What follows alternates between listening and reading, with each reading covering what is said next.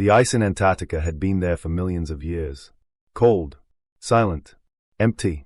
No one went there unless they had to. But Dr. Myra Chen had to. She was a geologist. She studied rocks that were older than most mountains. Her team had been drilling for 3 months. They were looking for ancient fossils buried deep under the ice. They found something else. The drill stopped at 4,000 meters. It hit something hard. Too hard for rock. The drill made a terrible noise and broke. Myra looked at her screens. The data did not make sense. Whatever was down there was not natural. It was too smooth. Too flat. Too perfect. She called her team together. "We need to go down there," she said. "Bring the thermal drill. Bring the cameras. I want to see what we hit." It took 2 days to melt a hole through the ice. 2 days of cold and waiting and broken machines. Finally, the camera went down. The image appeared on the screen. The team gathered around. No one spoke. No one breathed. The camera showed a surface. Not rock. Not metal. Something else. Stone, but not like any stone on Earth. It was dark gray and smooth like glass. And it had lines on it. Thousands of lines.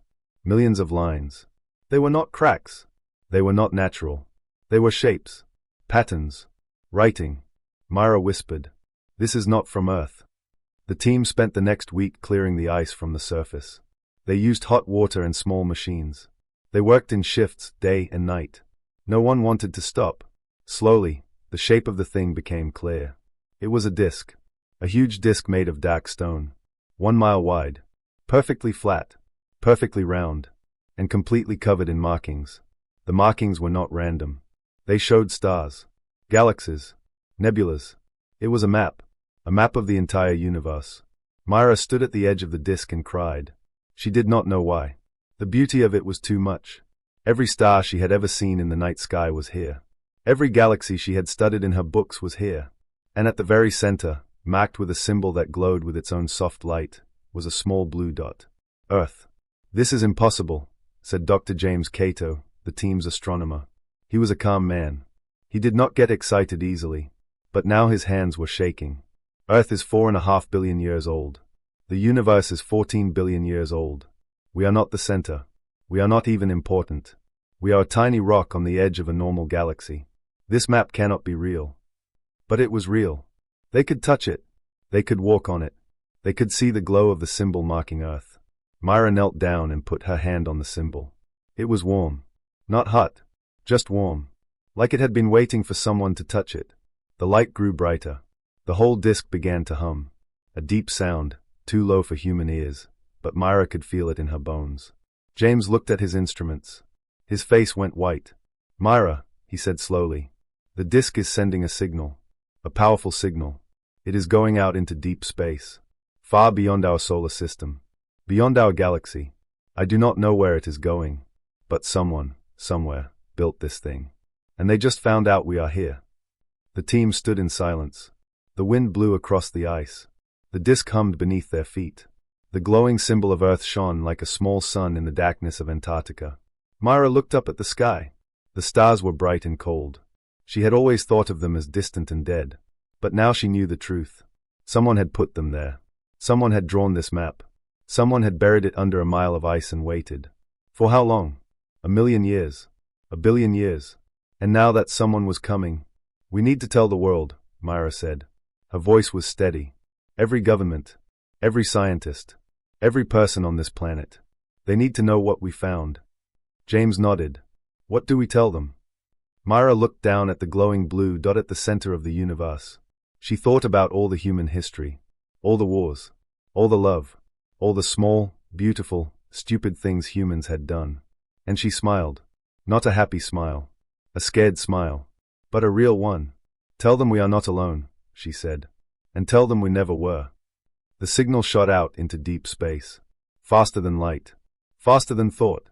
It passed stars and planets and dying galaxies. It traveled for days and weeks and months. And finally, it reached its destination. Someone, somewhere, received the message. Someone old. Someone powerful. Someone who had been waiting for a very long time. They looked at the signal. They saw the coordinates. They saw the small blue dot at the center of the ancient map. And they smiled. Earth had been found. The signal from the map traveled for 3 weeks. Then the visitors came. They did not arrive in ships of metal and fire. They arrived in light. 3 beams of pure white light appeared in the sky above Antarctica. They touched down on the ice near the ancient disk. The light faded. 3 beings stood where the light had been. The first being was tall and thin. Its skin was silver like a mirror. It had no face, only a smooth oval where eyes and mouth should be. It spoke in a voice like bells. I am Ale of the first circle. I am memory. The second being was short and wide. Its skin was dark blue like the deepest ocean. It had 4 arms and no legs. It floated above the ice. It spoke in a voice like thunder. I am Boar of the first circle. I is strength. The third being was neither tall nor short. It was made of shifting colors. Red to blue to green to gold. It had no shape at all. It spoke in a voice like wind.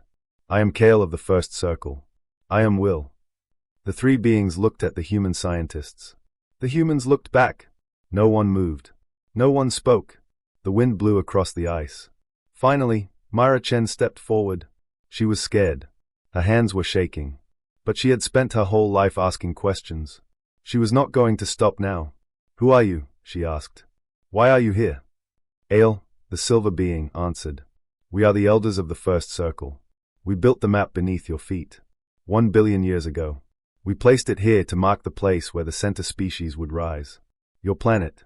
Your people. You were chosen. Myra felt her heart stop. Chosen for what? Ba, the blue being, answered. Its voice shook the ice. Chosen to unite the universe. To bring peace to all worlds. To be the heart of the galaxy. That is the prophecy. That is the truth. Kale, the shifting being, floated closer. Its colors turned dark. Purple and black and gray. But we are disappointed. We have watched you. We have studied you. You are weak. Your bodies break. Your minds forget. You die after only 100 years. You fight each other over small things. You hate without reason. You love without logic. You are not what we expected. The human scientists looked at each other. They knew the elders were right. Humans were weak. Humans were violent. Humans made mistakes every day. But something inside Myra burned. She did not know what it was.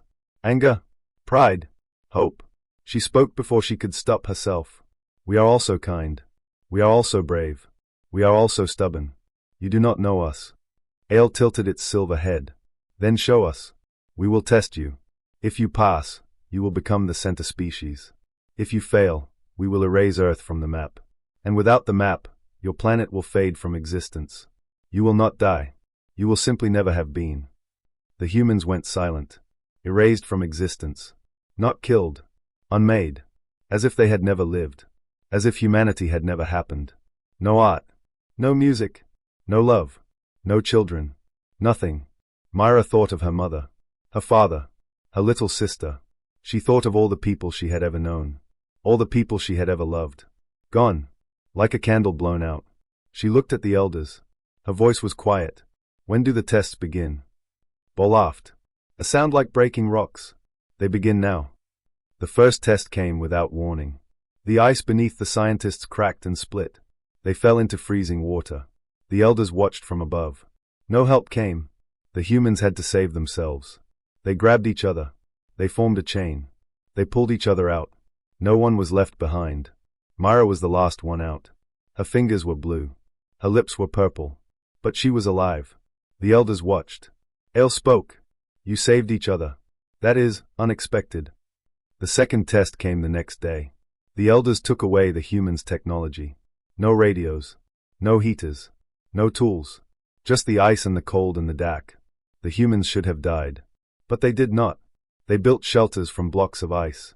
They made fire from frozen gas. They told stories to keep their spirits warm. They survived. But watched. Its 4 arms crossed. You are not strong.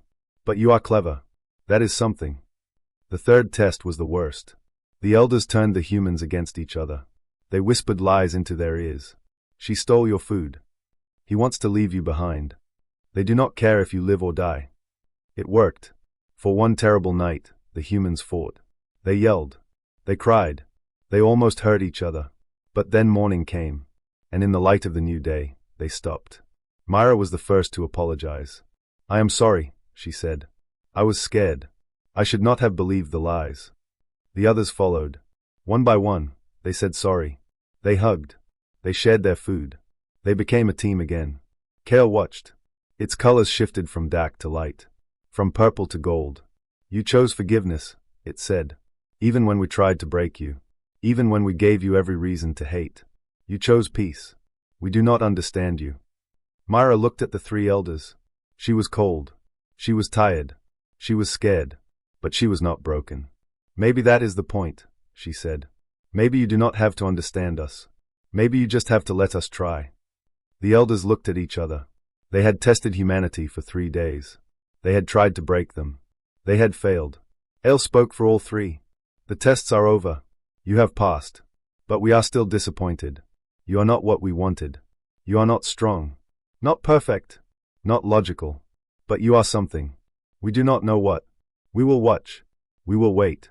And we will see what you become. The elders turned back into light. The light shot into the sky. They were gone. The humans stood alone on the ice. They had passed the tests. But no one felt like a winner. They just felt tired. And cold. And strangely hopeful. The elders did not wait long. They wanted to break the humans. They wanted to prove that the map had made a mistake.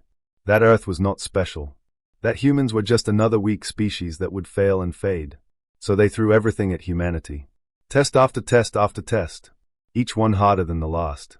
Each one designed to crush hope. The first test was intelligence. The elders took 100 humans from different countries. Scientists, teachers, farmers, soldiers, ordinary people. They put them in a large empty room. No windows. No doors. Only a wall covered in glowing symbols. The symbols were a problem. A puzzle that had taken the elders themselves 1,000 years to solve. The humans had 1 day. At first, the humans tried to solve it alone.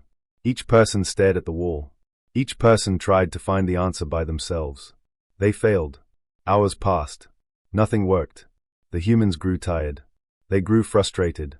Some wanted to give up. Then a young woman named Priya spoke. She was a math teacher from India. She had a small voice and a big heart. I cannot solve the whole thing, she said. But I figured out this one small piece. The symbol in the corner means beginning. That is all I know.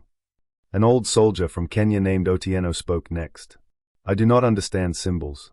But I understand patterns. The symbols are repeating every 17 steps. Maybe that means something. A farmer from Peru named Luz spoke. I do not know math or patterns. But I know cycles. The symbols look like seasons. They grow. They die. They grow again. The humans stopped working alone. They started talking.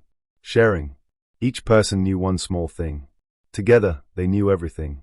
Priya wrote on the floor with chalk. Otieno pointed at patterns. Luz drew pictures of seasons. Other humans added their own pieces. A child from Japan remembered a game. A grandmother from Nigeria remembered a story. A mechanic from Canada remembered a tool. Piece by piece, the puzzle came together.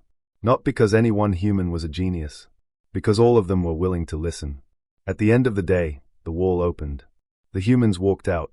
The elders watched in silence. Ale spoke first. They did not solve it with intelligence. They solved it with connection. We did not expect that. The second test was strength. The elders took 50 humans and put them in a large arena. The arena was made of stone and dust. In the center stood a beast. A giant creature of muscle and teeth and claws. It was twice as tall as a human. 3 times as wide. It had been bred for war. It had never lost a fight. The humans had no weapons. No armor. No plan. Just themselves. The beast charged. The humans ran. They could not fight it. It was too big. Too fast. Too strong. One human fell. The beast grabbed him. The others should have run away. That would have been smart. That would have been logical. But humans are not logical. They ran toward the beast. They hit it with their fists. They kicked it with their feet. They screamed and yelled and made noise. The beast dropped the first human and turned to face the others. It roared. The humans did not run. The fight lasted hours. The beast knocked down human after human. But every time one fell, another took its place. Every time one got hurt, 2 more stepped forward. The beast grew tired. Its claws slowed. Its teeth dulled. Its roars became whimpers. The humans kept coming. Not with strength.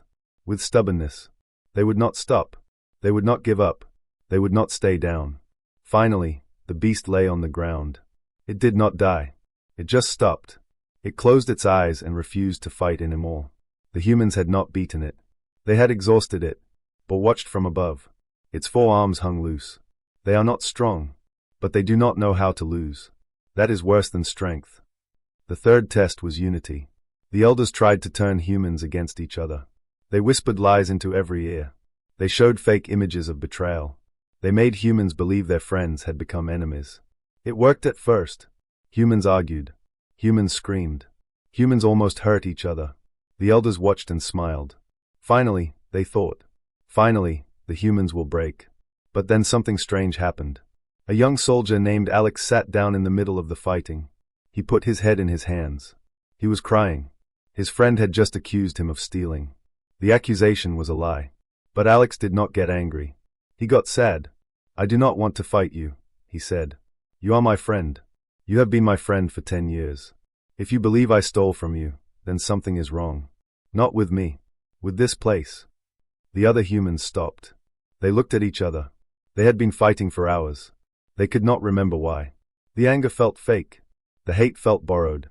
One by one, they sat down. They talked. They listened. They apologized. They forgave. The lies of the elders could not survive against real love. Within a day, the humans were united again. Stronger than before. Kale watched. Its colors shifted from dark red to soft gold. They chose peace, even when we gave them every reason to choose war. We have never seen a species do that.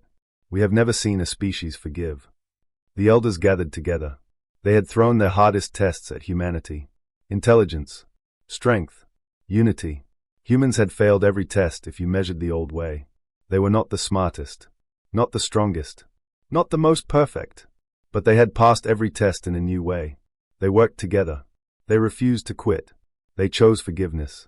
The elders did not understand. They only knew one thing. Humans were unbreakable, and that scared them more than any weapon ever could. The elders stood in silence for a long time after the tests. Ale shimmered. Boar floated. Kale shifted colors. They looked at the humans who had passed every challenge, who had refused to break, who had chosen forgiveness over hate. The elders had expected failure.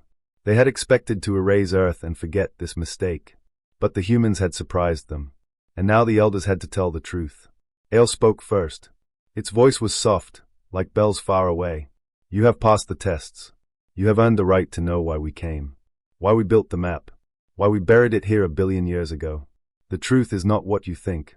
Myra Chen stood with the other humans. She was tired. Her clothes were still wet from the ice water. Her hands were still cold. But her eyes were sharp.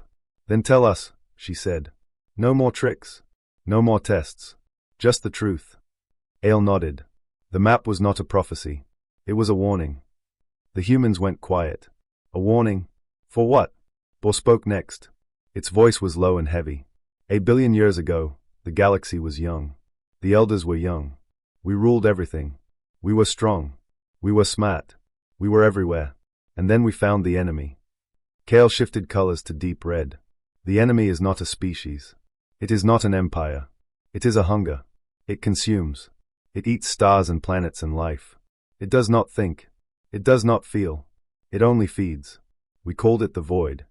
The elders told the story. 1,000,000,000 years ago, the void appeared from nowhere. It moved from galaxy to galaxy, eating everything in its path. The elders fought back. They sent their best ships, their best soldiers, their best minds. Nothing worked. The void could not be hurt, could not be stopped, could not be reasoned with. It just kept coming. The war lasted 10,000 years. The elders lost 90% of their people. They lost half the galaxy. They were about to lose everything when they found a small, unimportant planet at the edge of the universe. Earth. Earth was special. Not because of anything on it. Because of where it was. Earth sat in a hidden pocket of space. A natural blind spot. The void could not see it. Could not find it. Could not eat it. The elders built the map not as a prophecy, but as a hiding place. They marked Earth at the center and buried the map deep in the ice. The map was a key. A lock. If the void ever returned, the map would wake up. It would send a signal. It would call the elders back. And they would hide the last survivors of the galaxy on Earth. The only safe place left. Ale looked at the humans. We built the map to save ourselves. Not to save you. Earth was never meant to be the home of the center species. Earth was meant to be a refuge, a shelter, a grave. The humans stood in silence. They had been told they were special, chosen, destined for greatness. But that was a lie. They were not chosen. They were just a hiding spot, a backup plan, a place to run when everything else failed. Myra felt something break inside her. Not hope, but pride. She had wanted to believe the map meant something beautiful, that humans were meant for something big. But the truth was cold and hard. Humans were not the heroes. They were the hiding place. Then Bo spoke again. The void is coming back. We have seen its signs. Stars going dark. Planets vanishing. It will reach this galaxy in 100 years. Maybe less. We are too old to fight. Too tired. Too few. We came here to warn you. And to ask for your help. Myra looked up. Help? You just said Earth is a hiding place. A refuge. You want us to hide you? Kale floated closer. Its colors turned soft blue. No. We want you to fight. We cannot. But you are not like us. You are weak. You are short-lived. You are violent and messy and strange. But you are also unbreakable. You passed our tests. You refused to quit. You chose forgiveness. We have never seen a species like you. Maybe you can do what we could not. The elders expected the humans to run. That is what every other species had done. When the void came, they ran. They hid. They begged. The elders had seen it 1,000 times. Fear always won. But humans were different. Humans did not run. Myra looked at the other humans. The soldiers. The teachers. The farmers. The children. She saw fear in their eyes. But she also saw something else. Stubbornness. The same stubbornness that had kept them alive in the ice. The same stubbornness that had made them fight the beast. The same stubbornness that had made them forgive each other. She turned back to the elders. Her voice was quiet. But it did not shake. Where is the enemy? And how do we stop it? The elders stared at her. Ale tilted its silver head. Boar floated backward. Kale stopped shifting colors. They had expected fear. They had expected anger. They had expected humans to run. But humans did none of those things. They asked one question. A simple question.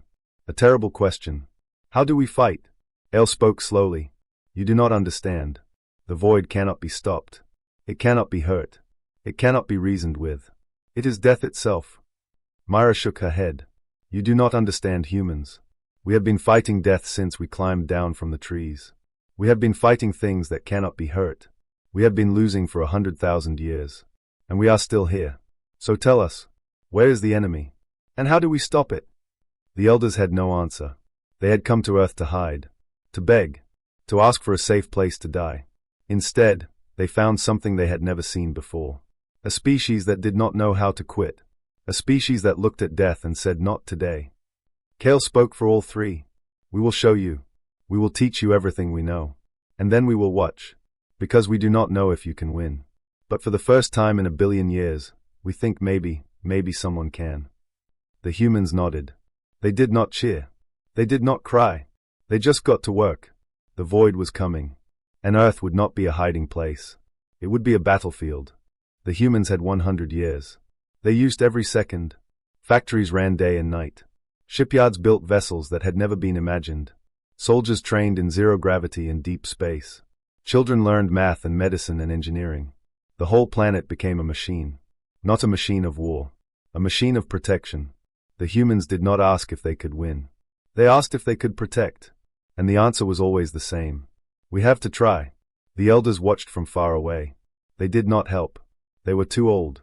Too tired. Too scared. They hid behind moons and inside asteroids. They watched the humans work and waited for the end. They expected the humans to fail. Every species before them had failed. The void could not be stopped. That was the truth of the universe. But the humans had not learned that truth yet. And maybe that was their greatest weapon. Ignorance. Stubbornness. Hope. The void arrived on schedule. 100 years to the day after the map awakened. It came not as ships or soldiers. It came as darkness. A wave of nothing. Stars went out one by one. Planets vanished without a sound. The void was vast. Ancient. Hungry. It had eaten 1,000 galaxies. It would eat this one too. The elders trembled in their hiding places. They had seen this before. They knew what came next. Death. Silence. Emptiness. But something different happened this time. The humans did not run. They had nowhere to run. Earth was the last safe place. If they ran, they would lose everything. So they stood. They gathered their ships in a thin line between the void and their planet. The line was tiny. Pathetic. A child waving a stick at a hurricane. But the humans stood anyway. The battle began. The void reached out with tendrils of black nothing. The human ships fired everything they had. Lasers. Missiles. Plasma. The weapons hit the void and disappeared. Nothing worked. The void could not be hurt. The humans watched their weapons fail and felt fear. But they did not run. They could not. The void ate ship after ship. Young pilots died. Old generals died. Friends died. Lovers died. The line grew thinner. The humans grew fewer. But the line did not break. The elders watched from their hiding places.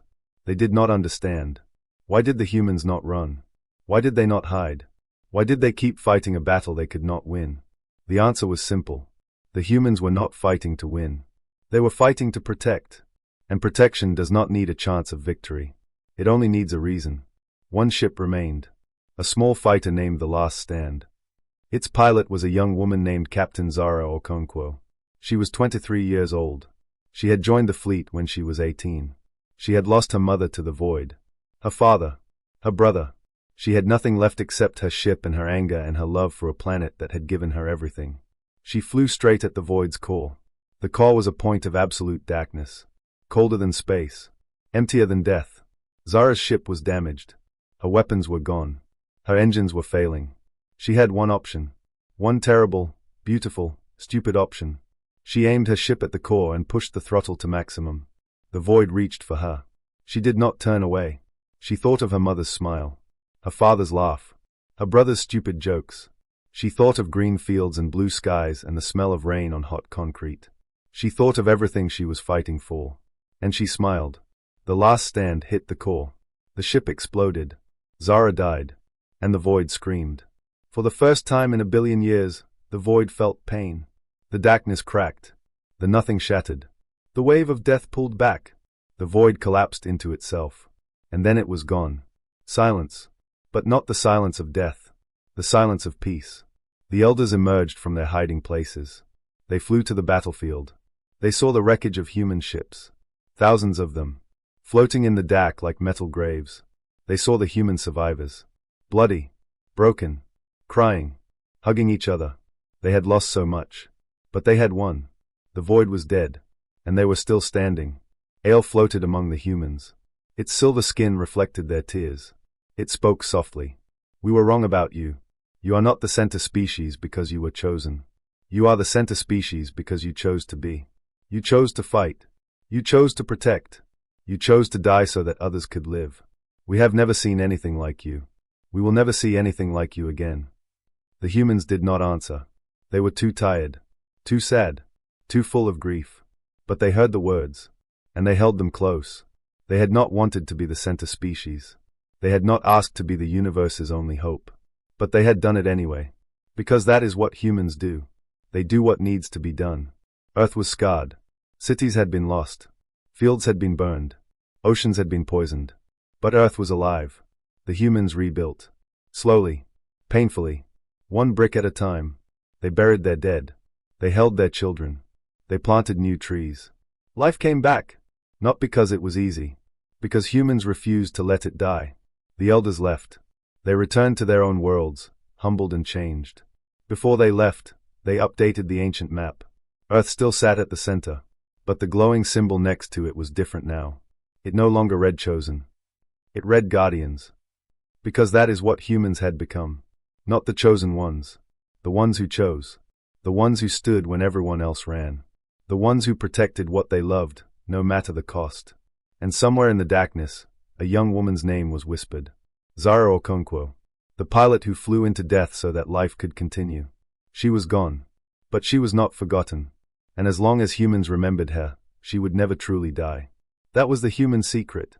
Love does not end. It only changes shape. And sometimes, it saves the universe.